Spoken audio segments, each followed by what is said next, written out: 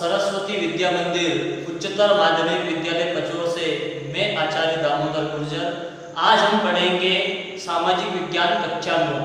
सामाजिक विज्ञान की हमारी जो कक्षा 9 की पाठ्य पुस्तक है, जो किताब है, वो 4 भागों में विभाजित है: भूगोल, इतिहास, अर्थशास्त्र और नागरिक शास्त्र। आज जो हम पढ़ेंगे वो इतिहास के अध्याय 1 को पढ़ेंगे। इतिहास के अध्याय 1 में फ्रांसीसी क्रांति का विवरण है।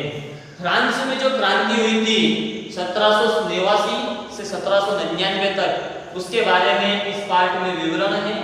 फ्रांसीसी क्रांति के बारे में हम पढ़ेंगे तो सबसे पहले तो हम उस समय के फ्रांसीसी समाज को समझ लेते हैं।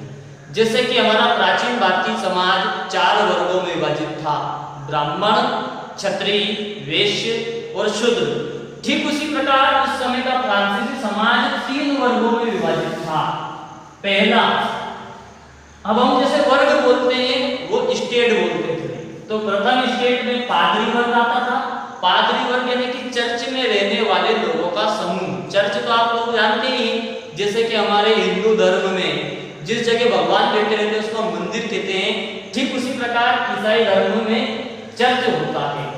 द्वितीय स्टेट में आता था कुलीन वर्ग। कुलीन वर्ग में सेना के बड़े बड़े अफसर और सामंत लोग ये आते थे।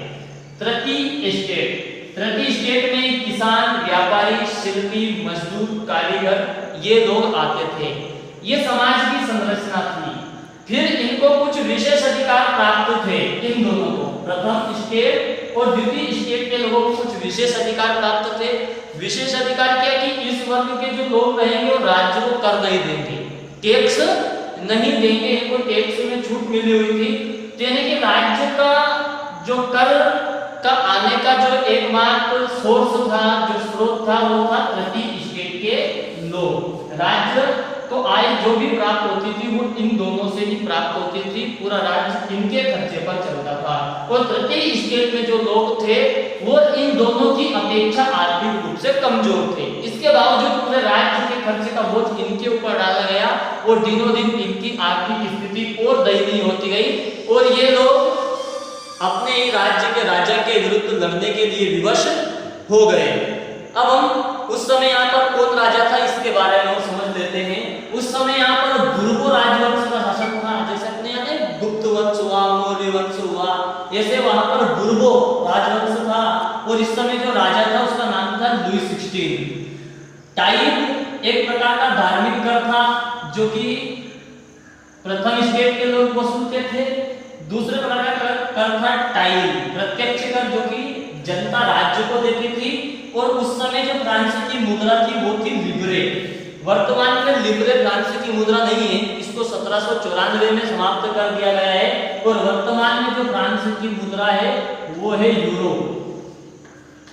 जैसे भारत की रुपये, अमेरिका की डॉलर है, उसी प्रकार फ्रांस की मुद्रा यूरो है। और हमारे 1 रुपया जो है इनका, हमारे जो 84 रुपये है वो फ्रांस का 1 रुपया है। यहाँ की मुद्रा की कीमत कितनी ज्यादा है भारतीय रुपये के मुकाबले। आगे हम पढ़ते हैं। हमने फ्रांस की मुद्रा के बारे में समझ लिया। अब फिर हम वहीं आते हैं कि यहाँ के लोग आंदोलन करने के लिए क्यों मजबूर हुए, क्रांति क्यों यहाँ पर हुई, उसके बारे में समझते हैं। देखिए, लुई 16 जब राजा बना उस समय इसकी उम्र महज 20 वर्ष थी।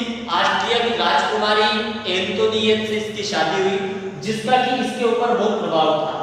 हम ये भी समझ चुके हैं कि राज्य पूरा कर्ज के नीचे दब चुका था। लुई 16 जब राजा बना तो विरासत के रूप में उसे खाली खजाना मिला, ऊपर से 2 अरब लिब्रे का कर्ज था राज्य के ऊपर। 2 अरब लिब्रे पहले से राज्य के ऊपर कर्ज था। लुई 16 राजा बना तो उसने अमेरिका के स्वतंत्रता आंदोलन में अमेरिका का साथ दिया लड़ने में, तो 10 अरब लिब्रे का और कर्ज हो गया राज्य के ऊपर। इस प्रकार कर्ज हो गया 12 अरब लिब्रे। जो कर्जदाता थे जिन्होंने सरकार को पैसे उधार दिए थे वो लोग 10% ब्याज की मांग करने लगे। तो इस प्रकार से फ्रांस का जो खजाना था वो अपने कर्ज का ब्याज भी चुकाने में असमर्थ था। इसके बावजूद राजमहल की राजा के विलासिता के साधनों में कुछ कमी नहीं हुई, शान शौकत में कुछ कमी नहीं हुई, सेना पर उतना खर्च होता था, है ना, उनके ठाट बाट पर उतना खर्च होता था। तो ये लोग बिल्कुल परेशान थे क्योंकि पूरा कर इनसे वसूला जाता था और ये लोग बहुत गरीब थे। देखिए फ्रांस की जितनी भी कृषि योग्य भूमि थी उसकी 60% हिस्सा इन दोनों के पास था, प्रथम स्टेट और द्वितीय स्टेट के पास। 40% भूमि इनके पास थी और ये आबादी में 90% थे। फ्रांस की जितनी कुल आबादी उसके 90% वहां पर किसान थे, गरीब लोग हुआ करते थे। उसके बावजूद भी इनके पास 40% भूमि और 10% लोगों के पास 60% भूमि। तो ये भारी असमानता यहाँ पर थी। इस कारण से ये लोग इन दोनों को हमेशा घृणा की नजरों से देखते थे। अब देखिए इनके पास भूमि भी ज्यादा है ना, संसाधन ज्यादा, उसके बाद भी ये लोग राज्य को टैक्स नहीं देंगे और ये लोग गरीब उसके बाद भी राज्य को टैक्स देंगे।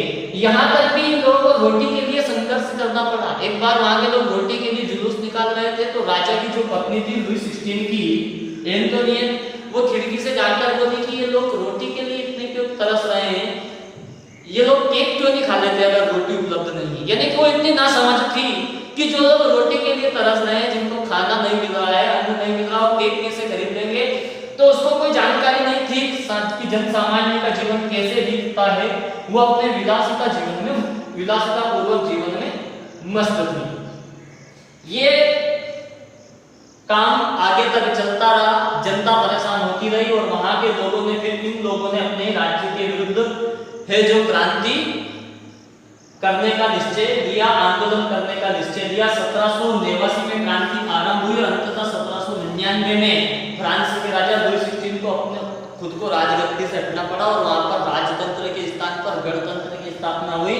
और फ्रांस की इस क्रांति ने विश्व के अन्य देशों को भी इसलिए प्रेरित किया कि आप लोग शोषण से मुक्त होने के लिए आगे आ सकते हैं और स्वतंत्रता, समानता जैसी सिद्धांत जो है वो अपने भी देश में लागू कर सकते हैं। इस प्रकार से फ्रांस जो है अपने देश के राजा के चंगुल से आजाद हुआ। अब इस पार्ट के जो क्वेश्चन आंसर है वो पीडीएफ के माध्यम से आप तक पहुंचा दिए जाएंगे।